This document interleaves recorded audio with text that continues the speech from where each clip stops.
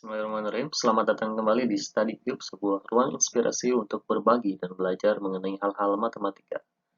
Pada kesempatan kali ini akan saya sedikit membahas mengenai postulat dan aksioma. Mungkin untuk kalian jenjang SMA masih belum mengetahui tentang apa itu postulat, apa itu aksioma. Jadi dalam matematika itu ada beberapa istilah-istilah yang digunakan khususnya mengenai suatu definisi, mengenai suatu hal-hal yang bermakna mengenai matematika. Nah, salah satunya di sini ada yang namanya postulat. Nah, ada postulat dan aksioma. Postulat dan aksioma ini sebenarnya dua hal yang sama, namun pengaplikasiannya di sini berbeda. Kalau postulat itu dalam sosial, kalau aksioma itu dalam eksak seperti matematika. Intinya, postulat dan aksioma ini suatu pernyataan matematika yang tidak perlu untuk dibuktikan karena benar secara logis. Contohnya seperti jika kita misalkan sebuah bilangan itu y ditambah x, maka ini akan sama dengan x ditambah y. Maksudnya kalau kita misalkan bilangannya itu 1 ditambah 2, maka akan sama saja dengan 2 ditambah 1. Nah, itu sudah terbukti secara logika. Nah, berbeda dengan teorema atau dalil. Nah, teorema atau dalil ini sesuatu yang harus kita buktikan gitu kan. Nah, perlu ada bukti dalil itu. Nah, contohnya kalau dalam nanti yang akan saya bahas akan dibuktikan dalam suatu teori dimensi 3. Nah, di dalam dimensi 3 ini sebenarnya banyak sekali dalil-dalil dan definisi mengenai pembuktian dalil itu yang dikembangkan oleh Euclid. Nah, jadi Euclid itu nanti kalau kalian masuk jenjang universitas ada Euclid kesejajaran dan non Euclid, dan Euclid non kesejajaran gitu. Itu lebih lanjutnya lagi. Nah, salah satu sub materinya yang dibahas itu mengenai dalil-dalil, diantaranya pertama dalil penentuan bidang. Nah, dalil penentuan bidang ini intinya dalil yang pertama berbunyi, sebuah bidang ditentukan oleh 3 titik. Nah, sebarang. Ada sebarang di sini. Nah, ada sebarang dan sembarang. Itu suatu hal yang berbeda ya. Kalau sebarang itu bisa dikatakan titik A, 1 itu sebarang. Titik B, nah itu sebarang. Kalau sembarang, penempatannya bisa di mana saja, misalkan berada pada bidang atau di luar bidang. Nah, contohnya pembuktiannya seperti ini. Pertama, buatlah titik A, B, C, kemudian lukis bidang H. Nah, kebetulan di sini saya sudah membuat titik A, B, C, dan bidang H-nya.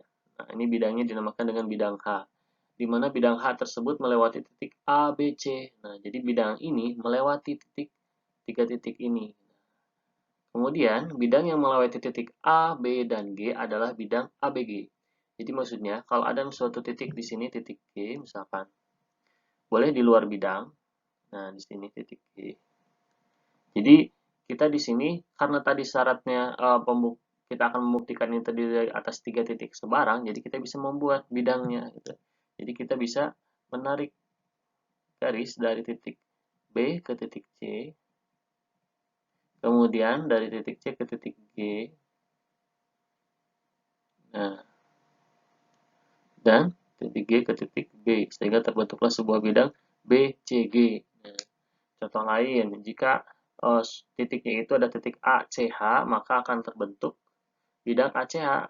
Di sini ada CH, terus lagi ACH. Jadi seperti ini. Bidang yang terbentuknya yaitu bidang ACH. Nah, lanjut. Ada banyak sekali dalil. Dalilnya dalam penentuan, dalam materi dimensi 3 ini. Untuk dalil penentuan bidang ada sekitar 4. Dalil nantinya ada 4 teori di sini. Yang pertama nanti ada dalil penentuan bidang, dalil garis sejajar garis, kemudian garis sejajar bidang, dan yang terakhir bidang sejajar bidang. Kita lanjut dulu yang penentuan dalil terhadap bidang.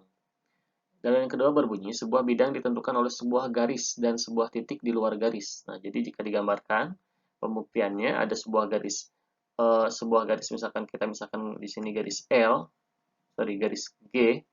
Nah, kita misalkan garis G, kemudian garis itu memuat titik B dan titik C. Nah, di garis G ini, kemudian ada titik A di luar garis G. Maka kita dapat membuat sebuah bidang. Seperti ini.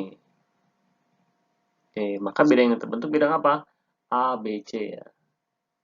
Nah, misalkan ada titik lain lagi di sini titik D, satu pembuktian lain. Maka kita dapat membuat bidang B, D, C. Yang jelas titiknya itu berada di luar garis. Luar garis misalkan di sini garis G. Oke, gampang. Lanjut lagi. Dalil ketiga ini sebuah bidang ditentukan oleh dua garis berpotongan. Nah, ada pembuktiannya di sini jika ada garis M dan garis N, maka berpotongan di titik C. Garis M memuat titik B, garis N memuat titik A. Jadi kita dapat membentuk sebuah bidang. Bidangnya apa? Bidang A, B. Nah, bidang ABC ya ini. Misalkan ada titik lain nih, titiknya di sini titik E. Nah, kita juga ada garisnya sama, garis E dan garis M. Berarti dapat membentuk juga garis, bidang, bidang B, A, E. Itu. Nah, yang keempat berbunyi sebuah bidang ditentukan oleh dua garis sejajar. Jadi jika ada dua garis yang sejajar, di sini misalkan garis N dan garis M memuat titik-titik, di garis N ada titik A, di garis M ada titik B dan C. Dapat membentuk sebuah bidang lagi, bidangnya bidang ABC.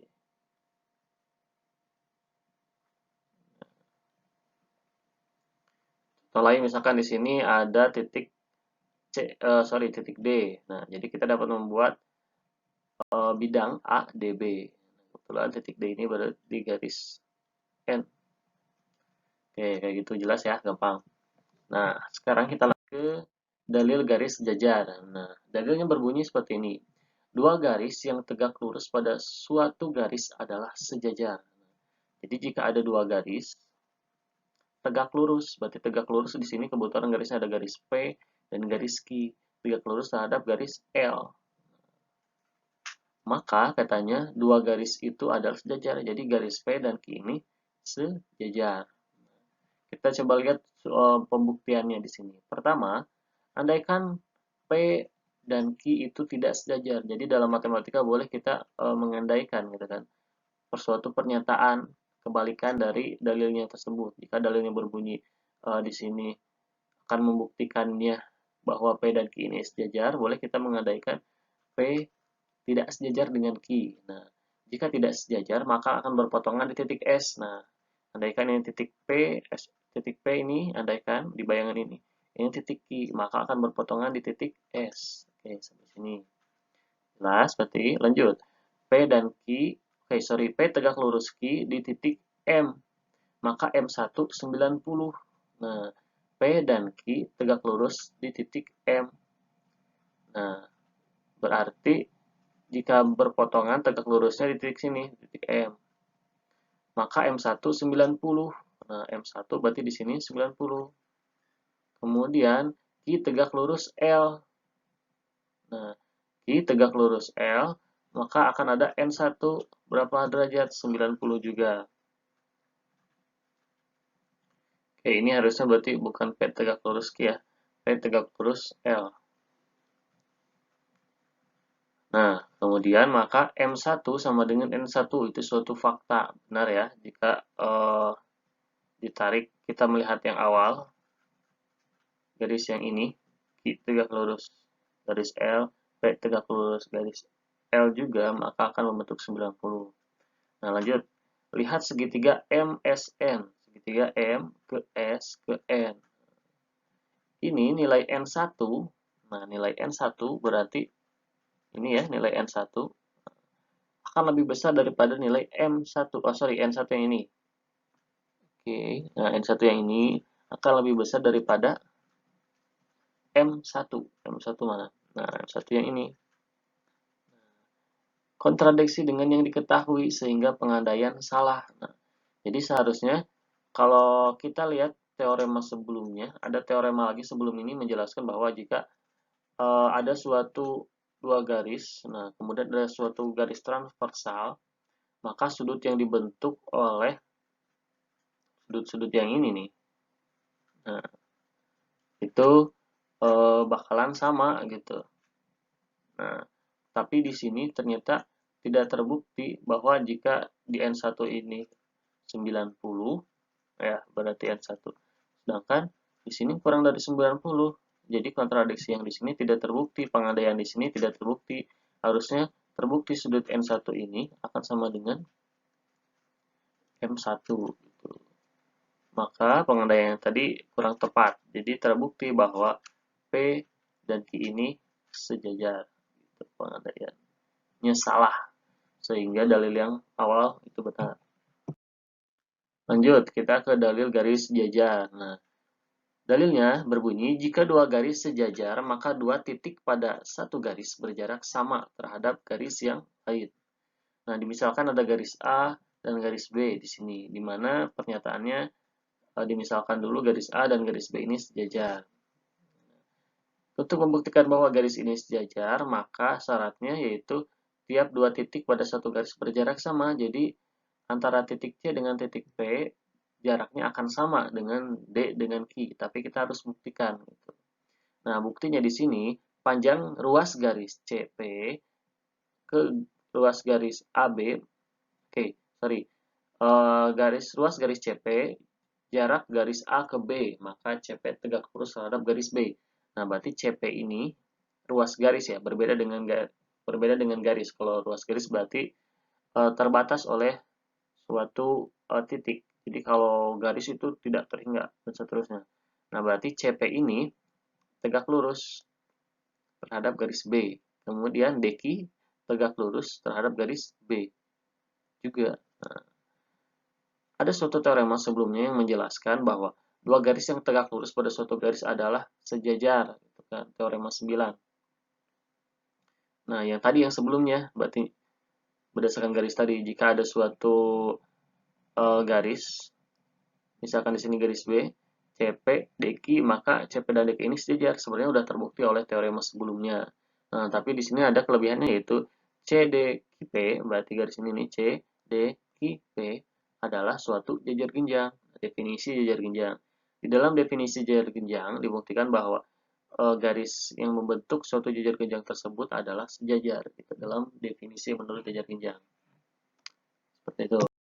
Lanjut ke dalil garis sejajar bidang. Nah, dalil garis sejajar bidang ini berbunyi bahwa garis G di luar bidang K akan sejajar dengan bidang K jika garis G sejajar dengan garis A yang terletak pada bidang K. Nah, jadi dimisalkan di gambar ini ada suatu bidang, bidangnya bidang K ya ini. Nah, kemudian ada suatu garis nih, namanya garis G. Dan garis G ini terletak di luar bidang K, namun berada pada bidang L. Dan ada suatu lagi garis, namanya garis A. Berarti garis ini terus tak terhingga ya. Ini G juga terus tak terhingga. Namun garis A ini berada pada bidang K. Gitu. Kita akan membuktikan bahwa garis G ini akan sejajar dengan bidang K. Tapi syarat yang awal terlebih dahulu, jika garis G dan garis A terletak pada bidang K ini harus sejajar gitu dimisalkannya. Nah, pertama lukis bidang K, oke sudah tadi ya. Untuk membuktikannya berasumsi. Kita berasumsi lagi di sini bahwa garis G tidak sejajar. Nah, atau tidak sejajar seperti ini. Berpotongan dengan garis A. Berarti kalau tidak sejajar berarti berpotongan. Nah, sehingga garis G di dalam bidang K memotong. Jadi kalau misalkan bidangnya kita andaikan seperti ini, garis G-nya, andaikan ke bawah, G ini, berarti memotong ya, memotong garis A, misalkan titik P. Nah, maka otomatis pembuktian ini, pengandaian ini salah, bertolak belakang dengan yang awal. Kan di dalilnya berbunyi di luar bidang K. Garis K ini di luar bidang K. Kalau memotong, maka akan berada pada bidangnya atau menembus gitu kan. Maka pengandaian yang ini, memotong ini kurang tepat, jadi salah. Sehingga kontradiksi dengan yang diketahui. Jadi pembuktiannya bahwa garis G di luar bidang K, dalil yang ini itu terbukti benar. Lanjut. Di dalil yang ke garis sejajar bidang, berbunyi melalui titik P di luar bidang K dapat ditarik garis-garis yang tak terhingga banyaknya yang sejajar dengan bidang K. Pembuktiannya dalam gambar di sini ada suatu bidang namanya bidang K. Kemudian di dalam bidang K itu ada suatu ruas garis nantinya yang akan terbentuk oleh suatu titik di luar bidang K ini yaitu titik P.